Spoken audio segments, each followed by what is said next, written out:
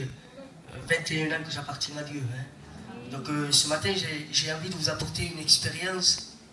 Je voulais chanter un cantique, mais j'ai à cœur de vous apporter quelque chose que j'ai dans mon cœur ce matin. Vous savez, je suis né d'une famille chrétienne, mon père était pasteur.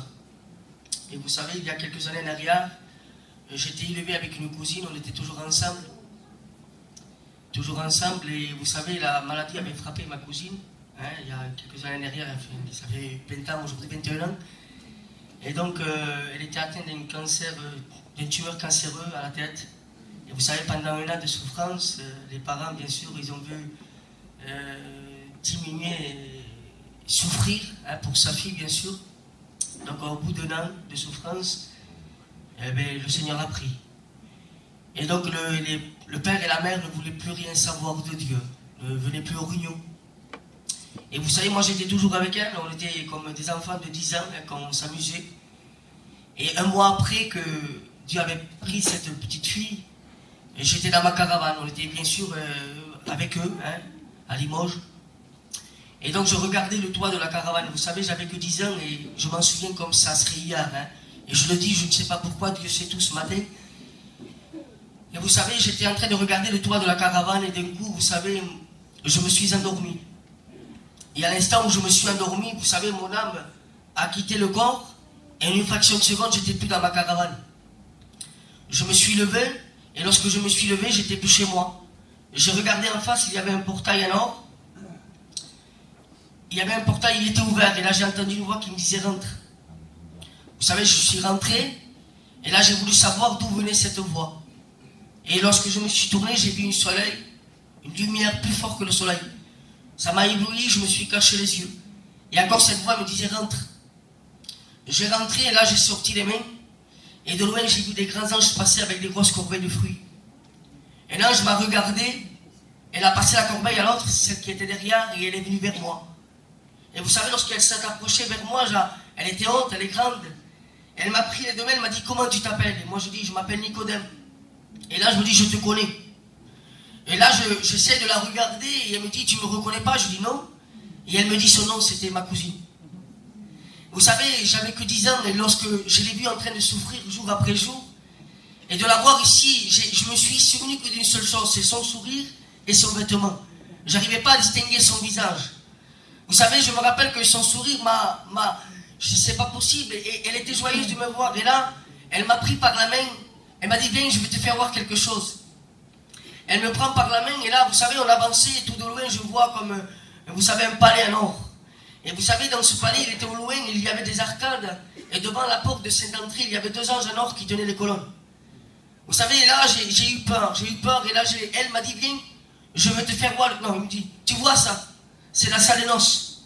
J'avais que 10 ans, je ne savais pas qu'est-ce que c'était la salle des noces. Et vous savez, je voyais que les anges entraient et sortaient, entraient et sortaient. Donc à cet instant-là, vous savez, après j'ai su que la salle des noces, c'était là, c'est la table où on va manger. Lorsque Dieu va venir chercher son église, on mangera tous à cette table. Donc les anges étaient en train de préparer la table des noces. Et vous savez, j'ai eu peur, je me suis vu que j'étais nu-pied, je n'avais pas de chaussures, et j'ai vu que je marchais sur l'or, j'ai eu peur qui m'a saisi. Et elle me dit, viens, je vais te faire voir le dedans. Je dis, non, non, non, non, j'ai trop peur. Et là, j'ai senti comme une puissance qui me poussait pour que je rentre à l'intérieur. Et moi, je me poussais par l'arrière. Et elle me dit, si tu ne veux pas voir ça, je peux te faire voir une autre chose. Elle me reprend par la main, et là, on rentre dans une autre pièce. Je m'approche de cette pièce, de loin, je vois un gros livre. Ce livre était immense. Je m'approche de ce livre, et là, j'entends une voix qui me dit, tu vois ça, c'est le livre de vie. Et je vois que ce livre, vous savez, s'ouvre tout seul. Et comme je savais lire, j'ai vu le nom de ma cousine, et mon nom à moi, il manquait des lettres. Et je dis, Seigneur, pourquoi mon nom est effacé? Et la voix me dit, parce que tu péchais. Et je dis, Seigneur, avant de partir, j'allais bien à la réunion, je priais. Et la voix me dit, oui. Et là, je voyais que les lettres qui manquaient se sont réécrites. Et là, j'ai entendu encore cette voix qui me dit, je vais te ressusciter. Je dis, non, Seigneur, regarde elle. Oui, mais regarde. Et là, il m'a fait voir comme un cinéma. Il y avait mon père et ma mère qui pleuraient devant mon corps. En disant, si toi tu restes avec moi, voilà ce qui va se passer. Et en fait, vous savez, lorsque j'ai vu ça, ça m'a, comme un enfant de 10 ans, je dis, ce soir, je descends.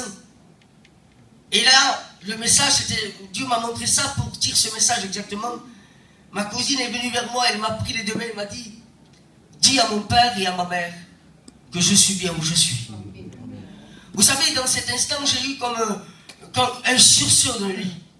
J'avais une petite chemise, lorsque je l'ai sortie, j'étais à nage, elle était trempée à l'os. Alors vous savez, mon père était pasteur, je lui expliquais ceci, je tremblais. Et mon père m'a dit, c'est vrai qu'un enfant de 10 ans, avec tant de précision, ça doit être qu'un songe.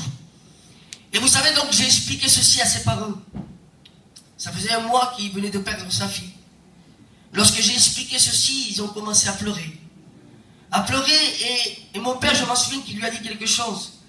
Il lui a dit, ta fille, c'est vrai qu'elle ne peut pas venir là où toi tu es. Mais toi, tu peux aller là où elle est. Amen. Donc ça a encouragé ses parents. Et bien sûr, après cela, j'avais 10 ans. Je savais que Dieu existait. J'ai dit à mon père, papa, achète-moi une Bible. Il m'a acheté une Bible. Et j'ai commencé à suivre le Seigneur. Et vous savez, j'ai commencé à suivre. À l'âge de 11 ans, j'ai reçu le baptême du Saint-Esprit. J'ai commencé à suivre et j'ai suivi tout le temps. Vous savez, après, à 14 ans, j'étais jeune, je vais passer par les eaux du baptême. Et j'ai suivi toujours le Seigneur. À l'âge de 18 ans, j'avais reçu l'appel au ministère. Vous savez, je me suis marié à 20 ans avec sa fille. Et justement, après, à l'âge de 20 ans, j'ai commencé à suivre le Seigneur. Aujourd'hui, ça fait 11 ans que je prêche l'évangile. Vous savez, au travers, j'ai vu des expériences et j'ai eu le privilège de connaître Dieu. J'ai donné mon enfance. Moi, je n'ai pas connu le monde. Une seule chose que je ne regrette pas, c'est d'avoir connu Jésus. Amen. Voilà, que Dieu vous bénisse. Amen.